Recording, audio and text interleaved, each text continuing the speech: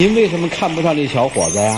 因为我和他妈妈一直不同意。都什么年代了，就外地小伙怎么地了？外地小伙油头滑脑，我们知人知面不知心。你怎么会觉得这小伙油头滑脑呢？靠不住呢？就拿和娜娜去我家那第一次，到我家之后也不打个招呼，进屋就是玩手机。吃饭之后还不知道帮我端盘子，我心里面非常反感。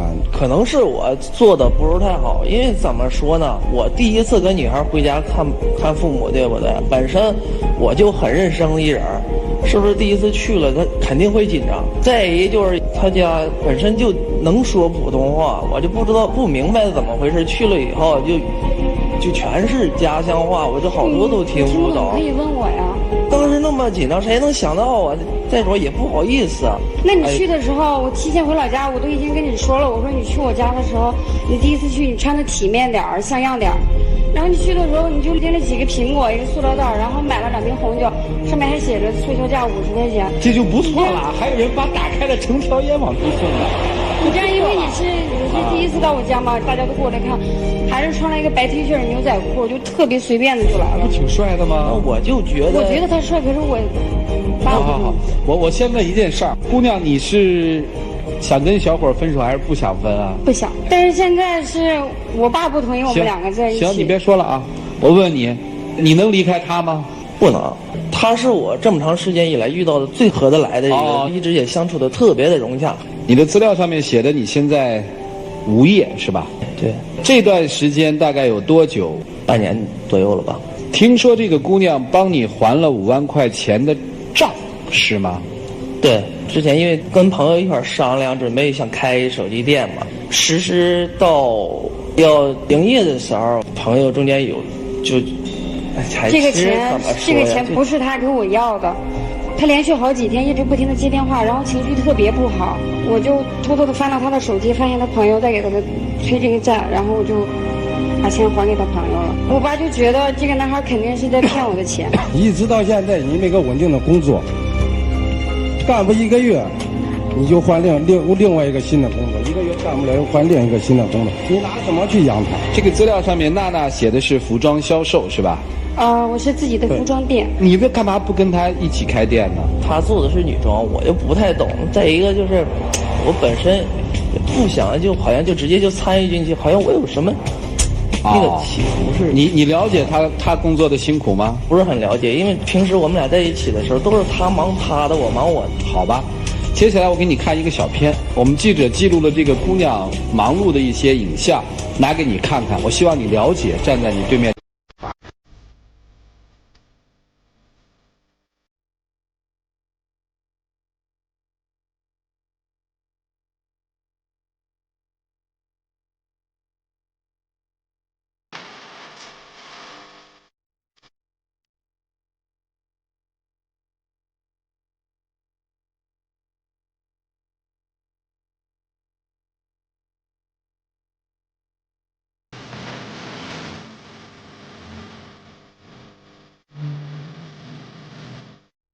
早上4点钟就要进货了。4点钟能拿到第一批最好的货。几点钟能下班啊？店一般是9点钟开门，然后关门之后也到9点钟。到晚上9点。对。回家还要给他做饭。哦，兄弟，可以哈。我觉得我女儿一直被他骗，他一直在蒙在鼓里，一直认为他在好，他就没有看到他这么辛苦。现在我就特别心疼我女儿，身强力壮。你看我女儿现在几十斤，70多斤。难道你就不心疼吗？作为父母的，我非常心疼。对吧，小梁他对我也挺好的，我喜欢吃什么，我喜欢喝什么，喜欢哪些东西，他全部都知道。我回到家之后，他总是把水给我烧好。那实际上面，今天我们要面对的是你的父亲，并不是面对你们俩人，是这意思吗？我其实是特别为难的。您看这个小伙子答应什么样的条件可以继续呢？其实吧，我也不是说非一直坚持，一直到现在，我和我姑娘他妈没有见到他的父母，也不知道你的父母是不是同意，是不是瞧不起我家女儿。其实我家里人也特别重视这个事儿，我也带他去过我家，我父母都很喜欢娜娜。我去了，他确实带我去了。老父亲的意思是说，为什么你们家的人还没有到门上去提亲？因为我爸说了，你找了一个河北的小伙子可以，我同意你们结婚啊，但是你们要来我们家这边生活，我更好的可以照顾你们。但是他爸妈就觉得他是在做上门女婿，所以就特别坚持。所以双方父母到现在没见面是吧？我家有儿子，我不是让他做我上门女婿啊，我让我女儿在我们身边。我们之前有件事，我和他妈妈一直亏欠他，感觉啊，什么事儿啊？就是说，之前吧，我姑娘得了一个这个阑尾炎，本身这个病不大。当时医生跟我讲说，你姑娘是不是要做手术，还需要保守治疗？但是我在考虑，我不想让姑娘身上有什么疤痕，所以说就是保守治疗。通过几天治疗之后，一直没有好转。当时吧，我们家乡那个时间里比较忙，收这个玉米。他从这个屋子里面到我们大门外边，他就跟我说：“爸爸，我求你给我上医院看看。”我当时一看，那就是半休克状态。进手术台之后，发现出来是什么呢？就是肠梗阻。所以实际上面老父亲会觉得，老父亲说这个事情，他说你们太大意了啊！好像说这个孩子不是你亲生的吧？再晚了半个小时，这个孩子已经没命了。我也想说一下啊，我和我爸爸之间，我和我弟弟妹妹童年是没有父亲的，因为那个时候家里孩子特别多，然后条件又不好，我爸就选择了出国务工，就是出海员。他一去就是8年，一上船了最少是8个月，你每天就在无边无际的海上生活。我当时是不能理解的。初中毕业考试，然后我和我妈妈去看那个成绩单，我当时成绩特别好，我考了当时是全县第3名。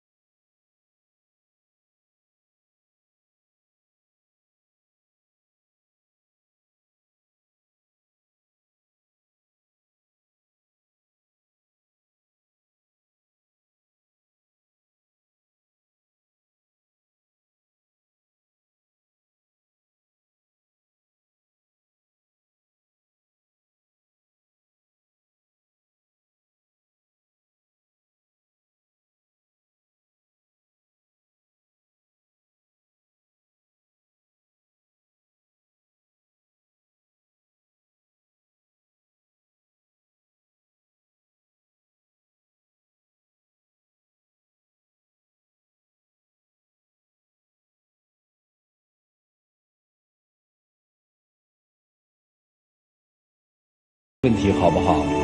如果女儿一定要嫁给他，你同意吗？那就要看他以后怎么表现。不是您同意吗？如果像他这样，我打死我绝对不会让我女儿嫁给他。是打死你不嫁，还是打死女儿你不嫁？今天是不是不能代表每一个人的明天，对不对？我现在是这样，我明天还是这样吗？我年轻的我可以奋斗。我女儿这身小力薄就能做，你为什么不能？你帮她一下总行吧？问问小亮，如果娜娜的父亲就是不同意你娶她，你怎么办？我就是纠结这个事儿，真的纠结这个事儿。你有什么好纠结的呀？你愿意跟我在一起，你就不能为我爸表示一点吗？你就不能做这个我表示过了呀，我说我以后会努力的，但是我现在让他看不着实际的东西，知道吗？我表示过，我也下过决心，但是可是我现在我想跟你在一起啊，上进心并不是说我找一个很体面的工作，挣那一点钱，我自己也摆过地摊呀，我不需要很体面的工作，最起码我能养活了我自己。娜娜，我问你一个问题吧，也许有一天这个男人就是不娶你，你怎么办？说实在话，我现在也有一点迷茫，我不知道是因为我爸强烈的反对，还是因为他自己消极的情绪，还是压力太大，他现在对我没有以前那么好。我的问题没有了，听听我们的情感观察员和我们的爱情导师有怎样的看法，一起进入丘比特问卷。爸爸，有一句话，女大不中留，这件事儿到了今天这个地步，您只能先随他去。没办法，娜娜就是相上了这么一个人，一切的结果，娜娜已经做好了承受的心理准备了。今天您愣是把他们俩分开了，那您就一定能保证娜娜以后的每一天就是幸福的吗？其实我也不想，如果他要有上进心的话，我也不是那种的父亲。娜娜的老爸，我劝你一句啊，如果他看中的人没走眼，幸福的生活，你替他开心；如果他走眼了，在生活里碰壁了，把闺女揽在怀里，帮他去疗伤，我觉得就可以了。姑娘，我就问你一个问题，你觉得对面这个男人是一个在事业上非常有担当的人吗？不是。那你为什么要跟他在一起？我跟他在一起，因为我是一个特别争强好胜的人，我不愿意服输。所以说我有的时候也莫名其妙的发脾气，我的脾气谁都受不了。但是我跟他在一起，他都能包容我，无论我摔手机也好，发脾气也好，他永远都是不作声。我觉得我就需要找一个这样的男人。你觉得他能在生活中担当你一辈子是吗？对。我就想问这俩问题。老爸最担心的是第一个问题，他一定要给自己女儿找一个事业上能担当的大叔，他可以为了家庭出海8年。他一定要给女儿找一个可以这样付出的人，但是大哥，你女儿刚才回答了，她就不是这样一个人。哥们儿，你起码现在的状态让人觉得太浮躁了。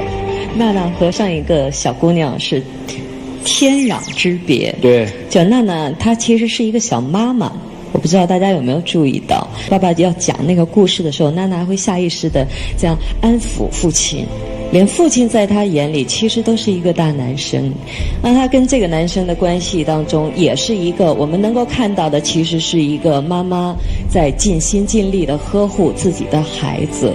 我建议娜娜，你下去之后得空找个电影来看看，那电影的名字叫《被嫌弃的松子》，它就是讲一个姑娘因为在童年时期没有得到父母的爱，然后就用一辈子来追求他所谓的爱情，他受伤了一辈子。很多女人都是这样的。我爸出国的那几年，一直都是我妈在操持着。从小的时候，我妈就教育我，7岁的时候我就会炸油饼。你看，我妈就说你不能什么全部都要依赖别人，你要自己动手去做。明白。所以你从小就在扮演妈妈的角色，你现在找的这个也是孩子，他不是男朋友。你坚持要跟这个男生在一起也没有问题，因为人生就是用来经历的，在痛苦中才能获得成长。但是你要知道你在干什么。健康的爱情是2个人齐肩并立，共同成长，而不是一个人完全彻底的去承担起照顾另外一个生命的责任。这不是爱情。我每次主持婚礼的时候，我觉得最神圣的那一刻不是交换婚戒的时候，而是一开始父亲和女儿出场，然后把女儿庄重地交给女儿将来的丈夫。我曾经无数次在主持婚礼的时候在揣摩，当岳父做那个动作的时候，内心感觉是什么？女婿在接过他递过来的这种手的时候，交接的时候，那感觉是什么？我会发现，不管是平时特木讷，或者是特油腔滑调的父亲，在那一刻都会变得非常的庄重，非常的认真。而小伙子也同样是非常的专注，因为那是历史性的时刻。但是在他们互相之间眼神对视的时候，我会感觉是一个男人在看自己，年轻的男人在看将来的自己，年长的男人在看当年的自己。男人对于女人的责任是什么？不管是对于自己的妻子、女儿，那可能是永远的依靠，永远的保护和无尽的付出。也许岳父会说你这人靠不住，但想想自己当初自己年轻的时候，是不是也能够经得住考验？女婿可能会说你凭什么质疑我？但是将来你当岳父的时候，你同样会质疑要把自己的女儿的手交给对方的那个人，因为这都是出于爱。虽然这个女方的父亲不善言辞，但是他刚才说的那番话明显打动了很多人。就很朴素的话，你看我女儿你瘦了几十斤，你看你一大小伙子，你就不能帮帮她？将来你作为父亲，你一样会这样说，为什么不能那样去做？我承认你一定是爱他的，而且你不成熟，有目前这样的表现，让岳父的这样的一种不好的印象，我都是可以理解的。但是我只想告诉你的是，角色互换。想象一下，如果自己是父亲，我始终认为，对于自己的女人来说，要把她当妻子、当女儿去看待，有没有一种对她心疼的感觉？最后一句话，我想告诉你的是，我不知道我说的对不对，我也没有女儿，我特别想要一个女儿。我感觉男人对女人的爱就是一种感觉，这种感觉无法说出来，就是你挺起胸膛，把手这样弯着，就这种感觉，别的什么都没有，就这种感觉，他就待在里边待着，就是最安全的。如果你们俩能够想通这个，我觉得接下来都好办。我听到一个岳父说过这么一句话：即使你是一个王子，你想带走我女儿的时候，我心里也会打鼓。所以我想跟您说的是什么呢？如果你是真爱她，你就放下父亲的很多东西。我要是你，我就跟女儿说，我相信你做的一切的决定，你的事儿我不管，你受伤了，我欢迎你随时回来。老爸能做出这一步吗？你能把这个舞台交给他们自己吗？我可以留个时间我考虑，但是我不可能一下我回答他。谢谢老爸哈，我们了解你那个对女儿那个深情，谢谢。这个代表了很多传统的中国的老爸。老爸不在了，咱们就可以开诚布公的说一些事儿了。接下来就进入到你们自己表白的时间，来一起进入黄金60秒。其实我一直都想跟你说，在我最失意的这段时间，是你包容了我，辛苦了。我其实真的特别喜欢你，我也从来没有遇到过这么合得来的女朋友，我很珍惜这份感情，也真的希望这份感情能够一直走下去。我也希望我以后能够给你更幸福的生活，不让你再这么劳累。小兰，你知道吗？当你都不肯对我爸做出一个承诺的时候，我也在怕。我怕我现在不听我爸的话，我跟你在一起了，到最后带给我的是失望。你知道我是一个特别重感情的人，我跟你3年的感情，不可能说我现在爱你，你跟我分手了，立马就把爱转移到别人身上，对不起，我做不到。时间到，不要说规则是残酷的，生活就是残酷的。你做了一个决定，你就要为这个后果负责。所以他们说嘛，生活没有如果，是吧？只有结果和后果，是吧？两位，请回到对方留给你们秘密的那扇门，请回。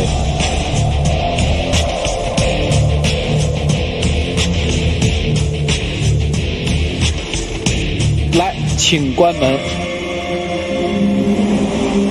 你们觉得这一对在一起的可能性是多大？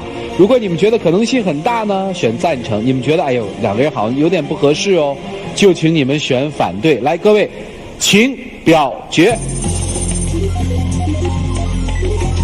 现场有76.67%的观众朋友觉得他们应该能在一起。我们来问一问现场的观众朋友是怎么看的？我不太看好，男孩子还是缺乏一种担当。姑娘，你选择的是什么？我选择的是赞成。这个女孩很坚定地表达出了对这个男生的喜欢，而且他们都是成年人，应该懂得之后自己面临的这些事情。然后我希望他们，因为你看到了女孩的坚决，所以你看好是吧？您选的是不看好，男的就是有点太幼稚，女的跟他反正肯定得多受不少的辛苦。善良的大姐怕这个女孩子遭罪，你会发现稍微上年纪一些的人不太看好，年轻人就特别的看好。这个里面可能就暗合了娜娜父亲的一些想法。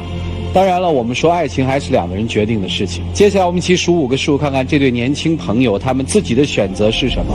5、4、3、2、1，请开门。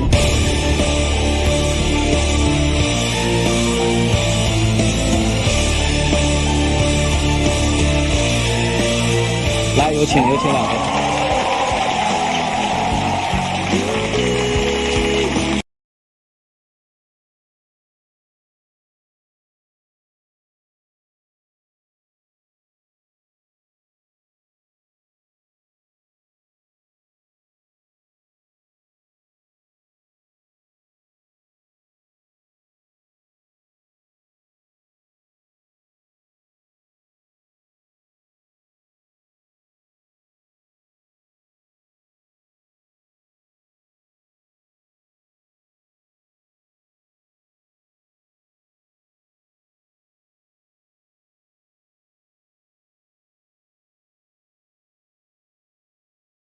来，请出我们的小花童。